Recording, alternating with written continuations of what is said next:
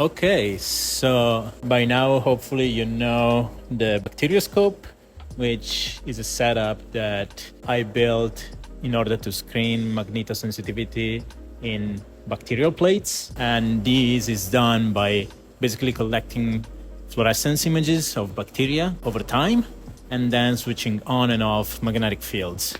And I can control everything via software.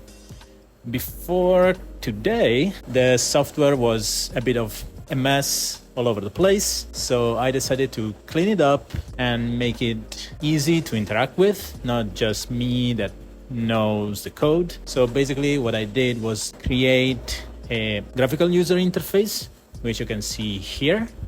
And there are two types of experiments that we can do. And one is the on-off cycling and one is the field ramp. With both of these, I can control what my acquisition is gonna look like. So every X amount of time, which is the snap interval here. So right now it's 2 seconds, for instance. I take an image and then the image will be done by the camera, which will have some exposure time that I can modify to whatever I want. So say 600 millisecond.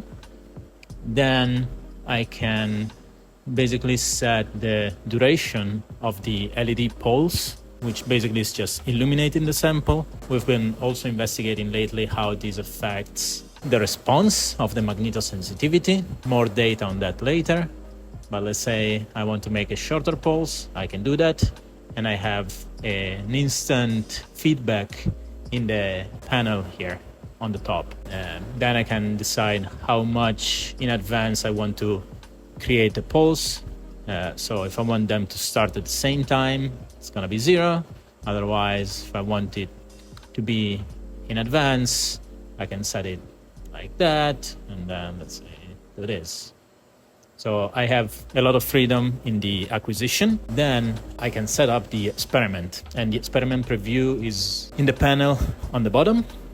And I have that the on-off cycling is basically gonna start with a baseline that is gonna help having a long baseline to create basically a nice fit for a baseline curve that we can compare to in terms of magnetosensitivity. What I can do is just change the time of the baseline.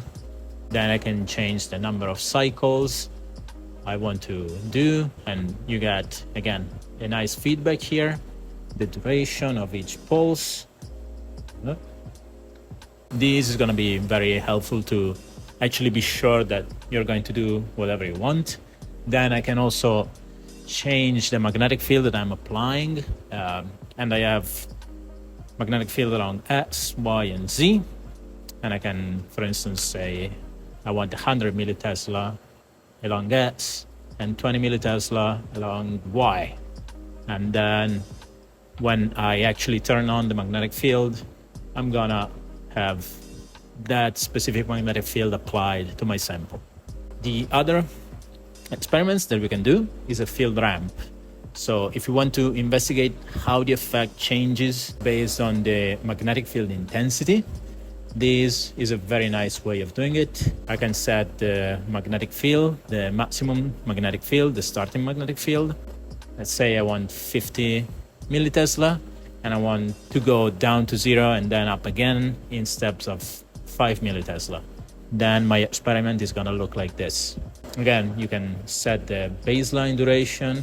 You can say, I want this magnetic field to be applied for 30 seconds. You have all the parameters for the acquisition window, and you can give the sample a name. Then it automatically creates a folder with today's date and in the data space on this computer, so that we have the data nicely organized. This ensures that I don't forget to set the directory to the right place, which I always forget. So now this takes care of it.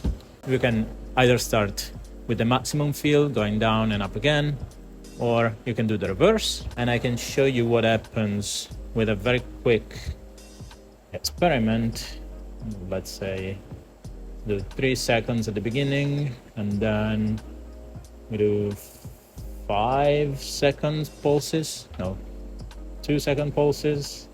Okay, so this is like 27 second experiment.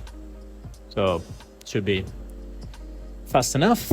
So if I click run experiment, I have these two windows. I have an update here, tells me the current magnetic field is applied, the LED when it's on and off. And I have also this window here that tells me the progress of the experiment. And once it's done, experiment completed, it automatically opens up the data. And the data looks like this. It's images of these bacterial plates. And these are all bacterial colonies that are starting from a single bacterial cell. We have a nice script that Brian wrote to do a nice analysis of these kind of images. And he's gonna go over that. But if you want to have like a very quick feedback of how things are going, we can just use this tool. And let's say I want to see what happens in this little colony. We don't have enough data point to actually see a behavior, but that's sort of the gist of it.